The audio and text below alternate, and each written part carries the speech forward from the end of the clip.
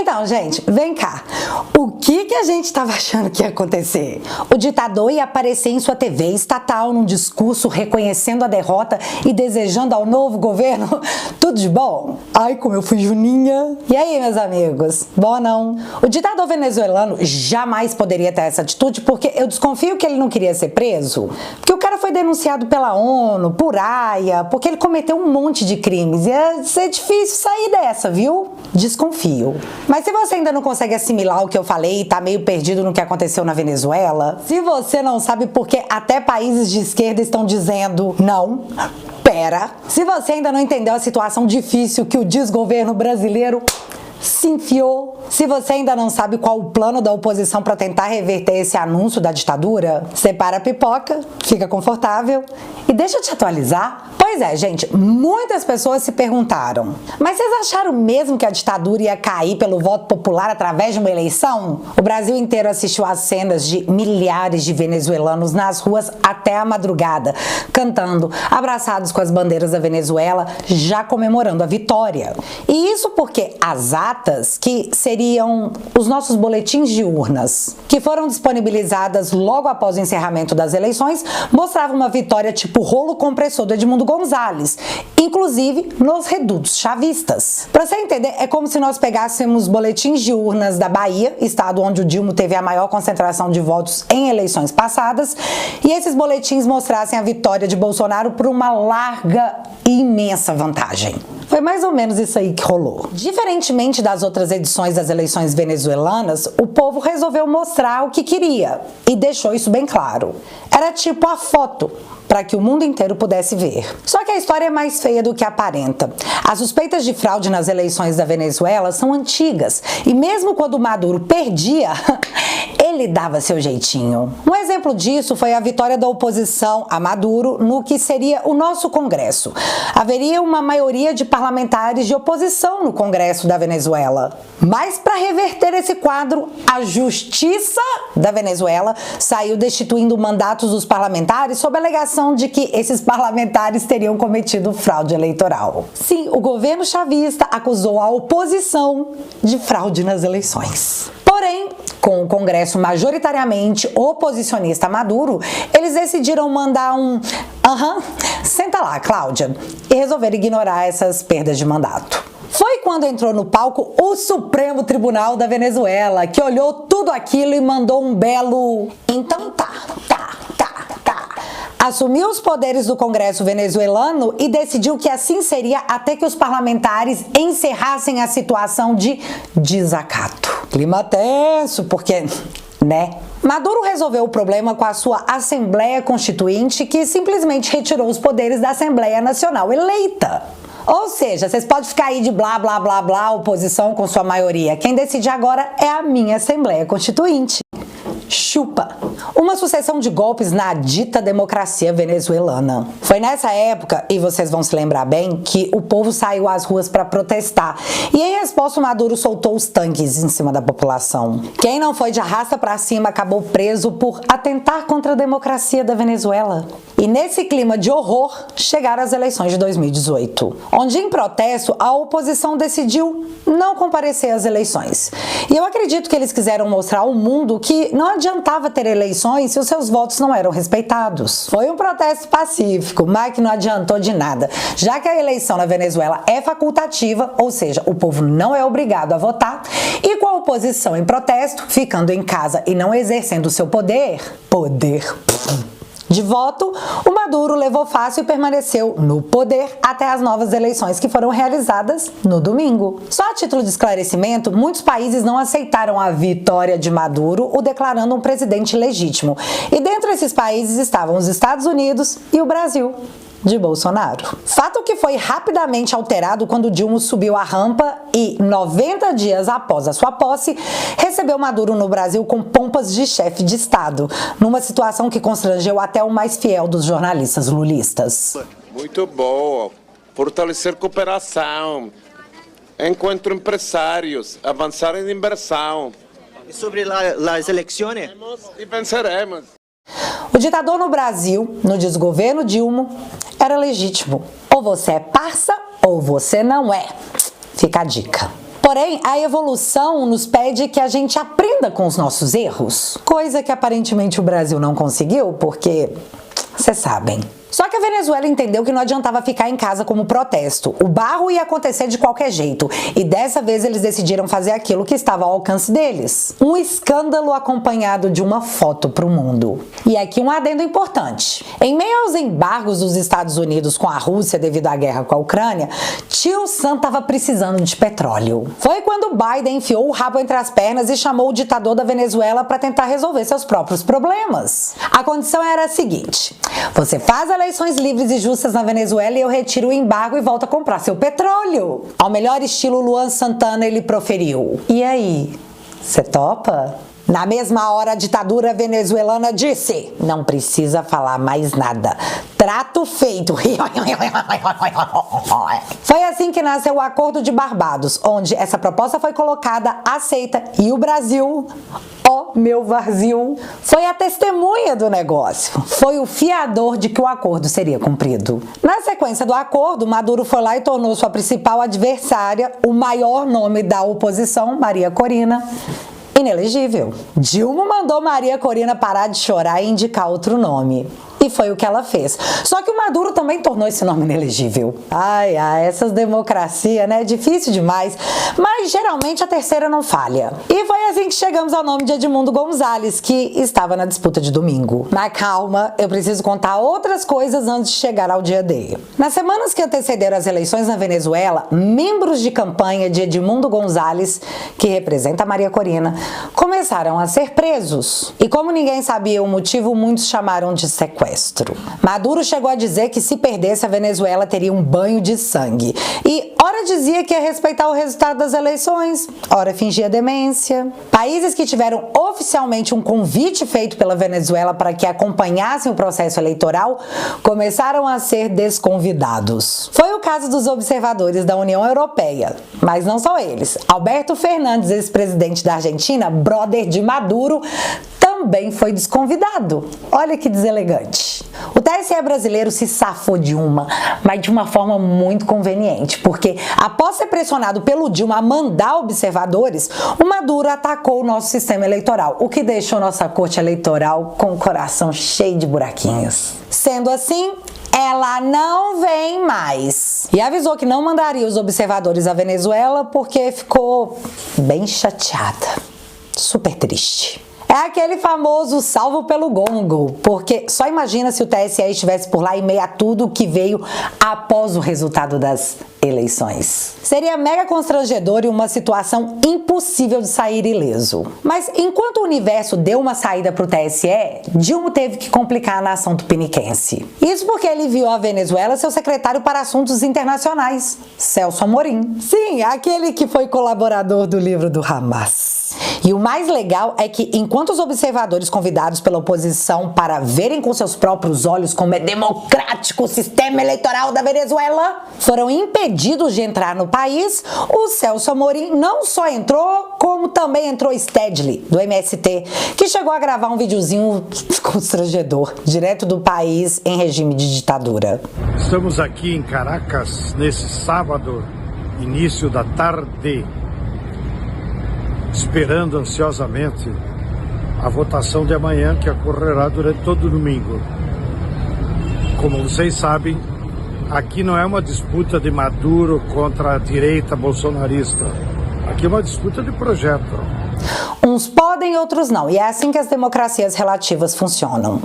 Não discorde. Vários vídeos circularam na internet do povo venezuelano durante todo o processo de votação. Mas a gente fica com receio de colocar esses vídeos no ar porque nenhum deles, nenhumzinho, foi transmitido nas mídias tradicionais aprovadas pelo Ministério da Verdade. Aí eu me lembrei daquele negócio do civil salva civil ser a cauda longa das fake news, já que as fontes oficiais devem ser as do governo e aparentemente apenas elas. Mais uma imagem especial foi discutida na CNN na noite de domingo, antes antes do resultado oficial do regime. Como eu disse, a população venezuelana queria uma foto para o mundo. Porém, o ministro da Defesa da Venezuela, em discurso público, pediu para que os apoiadores do regime fossem às ruas. E eles foram. Centenas de vídeos circularam mostrando os motoqueiros armados com guarda-chuvas, circulando pelas cidades, causando medo na população que nas ruas estava. Sobre isso, o especialista da CNN disse o seguinte: presta atenção.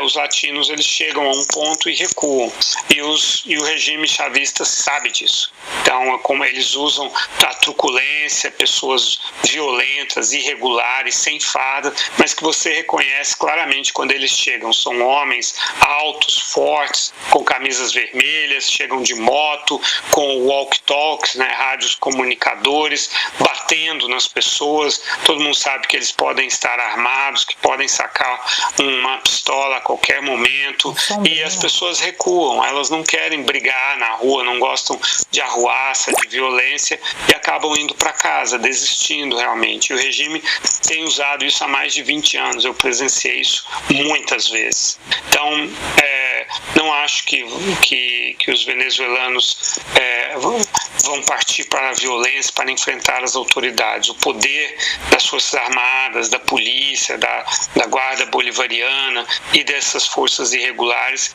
é muito grande, e eles não têm limites para usar a violência. Então, as pessoas vão desistir, elas vão se resignar. Elas continuarão denunciando, principalmente a Maria Corina Machado, e provavelmente ela será a próxima a ser presa ou a ter de deixar o país. Leopoldo Lopes, por exemplo, que teve que deixar o país, está em Madrid. Aí é que agora ele foi citando a quantidade de refugiados, de exilados políticos que existem em outros países por conta do regime. E o nome disso é intimidação pelo medo. E ele aconteceu, foi real. Inclusive há relatos de pessoas que perderam a vida no meio de tudo isso. No domingo. As prisões eu nem vou comentar porque já é praxe, Ainda falando do período pós-encerramento da votação, outras imagens que circularam nas redes foram dos observadores cadastrados que possuíam o direito legal de acompanharem o processo de apuração terem suas entradas negadas. O negócio foi tão feio que até a Rede Lully divulgou o que estava acontecendo. Só que para as emissoras do regime, isso fazia parte de um plano neofascista. Olha que pepita de explicação da especialista do canal Ópera Mundi, que durante 70% do tempo estava retransmitindo as imagens da TV estatal da Venezuela. Pra você ter noção do nível da coisa.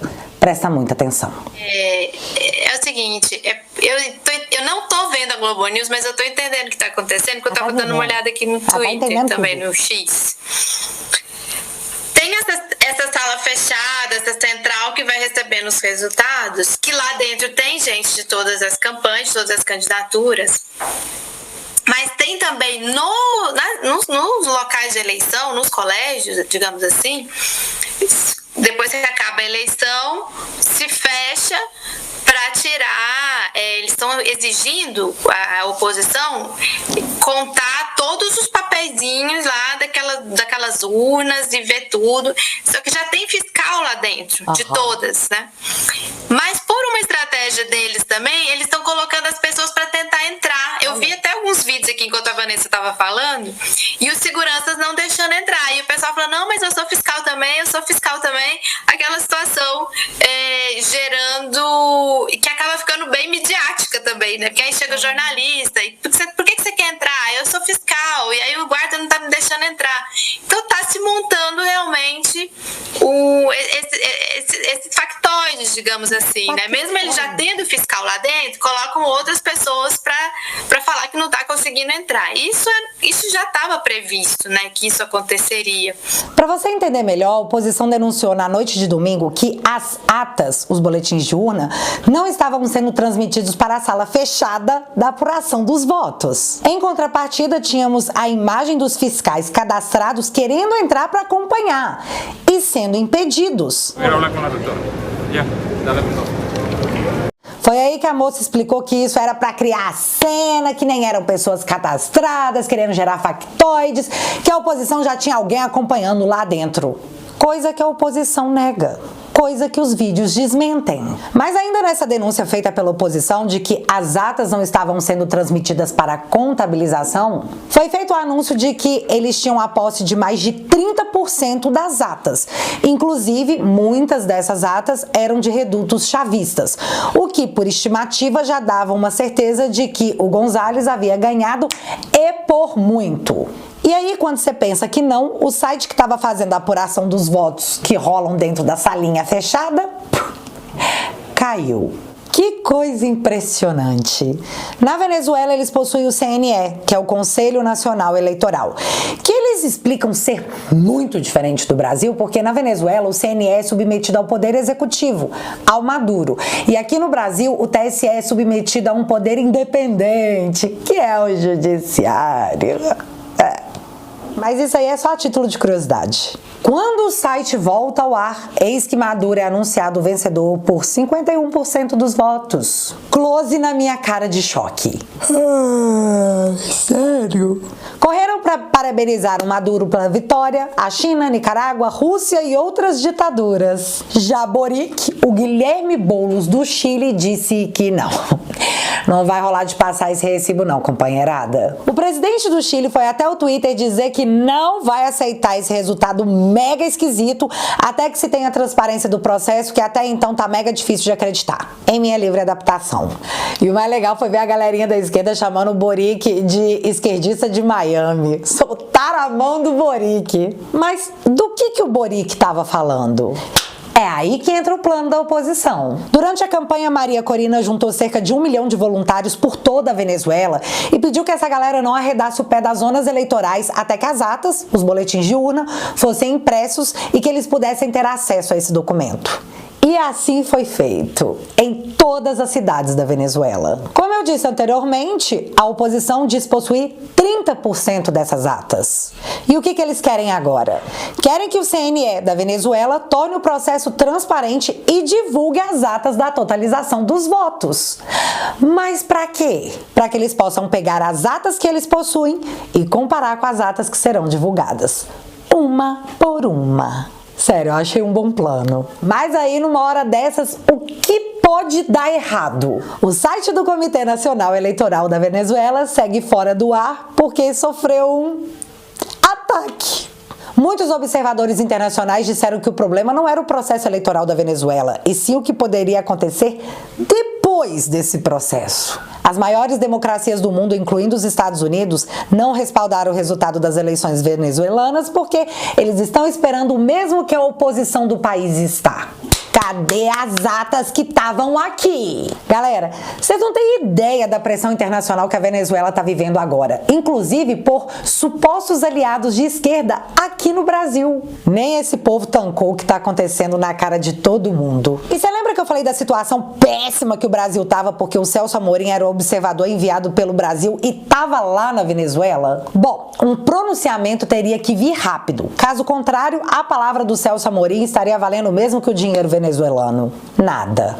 A última declaração do Celso Amorim foi um pouco antes do resultado oficial do regime ser anunciado. E era de que candidatos deveriam respeitar o resultado eleitoral. Só que na manhã dessa segunda, após muita pressão, o Itamaraty emitiu uma nota dizendo que prefere não comentar nada até que as atas sejam disponibilizadas.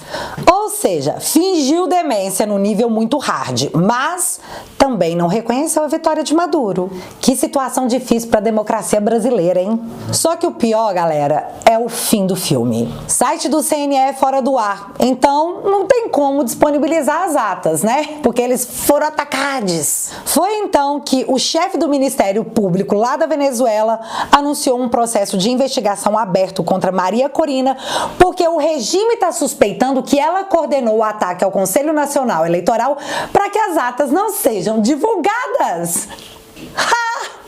E eu não me chocaria nem um pouco se as tais atas desaparecessem e a Maria Corina fosse acusada de apagar as provas da vitória do Maduro. Galera, Maria Corina está proibida de sair do país e agora sob uma investigação criminal de ataque ao processo eleitoral. Qual a sua dúvida que ela vai ser presa? Até o momento que eu gravo esse vídeo é o que nós sabemos, mas o final desse filme é muito previsível. A população está desarmada nas ruas batendo panela em protesto. Em breve aparece a Guarda Bolivariana para enxotar o povo e mostrar para o mundo que uma ditadura não cai pelo voto popular. E aqui, só para deixar claro, eu tô falando única e exclusivamente da Venezuela.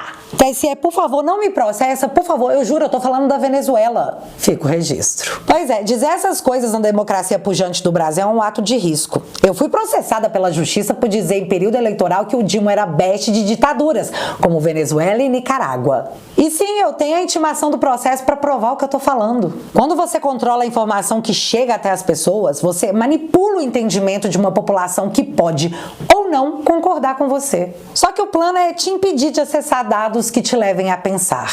E o nome disso é doutrinação.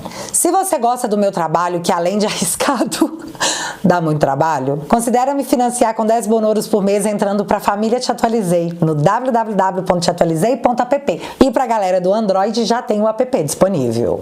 Lá você encontra conteúdos inéditos e tem um vídeo por semana do Sofá Extra, onde a gente pode bater aquele papo mais privado. Essa semana eu tive que assistir a Rede Lully pra desmentir esses jornalistas no meu novo vídeo. Eu tô com sangue no zóio pra explicar as novas tretas dessa saga pra salvar a democracia. Mas aí eu percebi uma coisa que me deixou muito triste. Eu vi que você não vai poder assistir ao meu novo vídeo porque ainda não faz parte da minha família. Você tá aqui do lado de fora perdendo a oportunidade de se divertir com os meus conteúdos exclusivos sobre tudo que tá rolando na política. Eu faço vídeo no Sofá, um jornal semanal e também documentários. Mas tudo isso é exclusivo para os membros da família Te Atualizei. Você quer continuar confuso com todas essas invencionices da grande mídia? Ou você quer embarcar comigo nessa jornada divertida e às vezes muito irritante? Toque no botão desse vídeo e entra pra família. Juntos a gente sofre menos e se diverte mais. Beijos.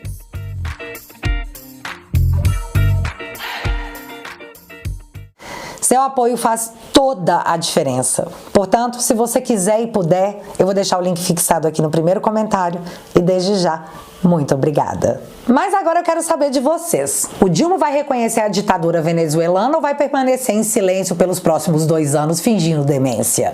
Maria Corina será presa por atentar contra o Estado Democrático de Direito da Venezuela? Daquela democracia relativa? Me conta aqui nos comentários que eu quero saber. Se você ainda não é inscrito aqui no meu canal, meu amigo, se inscreve e deixa seu like, porque você já sabe.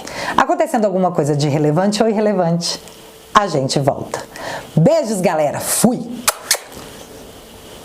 Não é possível que eles vão achar que eu tava falando do Brasil, eu tava falando da Venezuela, porque nem tem nada a ver, né?